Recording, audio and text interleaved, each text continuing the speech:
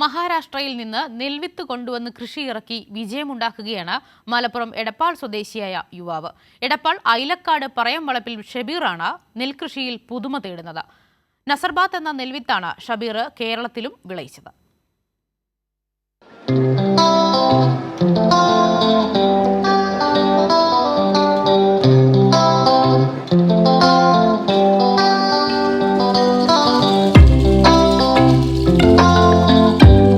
മഹാരാഷ്ട്രയിലെ പരമ്പരാഗത നെൽവിത്തിനമാണ് നസർബാത്ത്.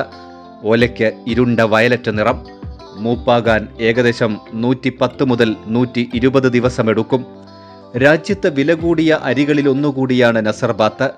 നസർബാത്ത് മഹാരാഷ്ട്രയിലെ പരമ്പരാഗത നെൽവിത്ത്. ഇതിപ്പോൾ നമ്മൾ കേരളത്തിൽ എടപ്പാളിലും പരീക്ഷിക്കപ്പെടുകയാണ്. നമ്മുടെ ഷബീർ എന്ന യുവ കർഷകനാണ് ഇത്. അദ്ദേഹം യൂട്യൂബിൽ നിന്നാണ് ഇങ്ങനൊരു വിത്തിനെ കുറിച്ച് കേട്ടറിഞ്ഞത്. അതിൻ്റെ അടിസ്ഥാനത്തിൽ ഈ വർഷം വളരെ കുറഞ്ഞ സ്ഥലത്ത് ഇത് പരീക്ഷിക്കപ്പെടുകയാണ്. ആദ്യഘട്ടത്തിൽ 25 സെന്റ് സ്ഥലത്താണ് ഷബീർ കൃഷി ഇറക്കിയത്.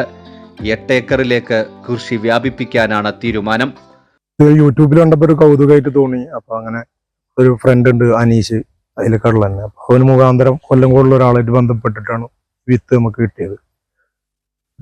ഇതിന്റെ ഔഷധ ഗുണങ്ങൾ ഒരുപാട് പറഞ്ഞു കേട്ടിട്ടുണ്ട്. അപ്പൊ അതുകൊണ്ട് ഒരു താല്പര്യം. അപ്പൊ അത് സാമ്പിൾ എന്നുള്ള നിലക്ക് ഇപ്പോൾ തൽക്കാലം കുറച്ച് സ്ഥലത്ത് നമ്മൾ ചെയ്തിട്ടുള്ളത്. കൂടുതൽ വ്യാപിക്കാനാണ് അടുത്ത വർഷം മുതൽ ഉദ്ദേശിക്കുന്നത്.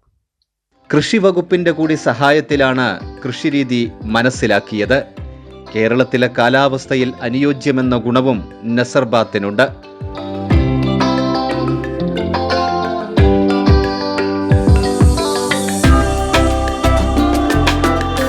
കൈരളി ന്യൂസ്, മലപ്പുറം.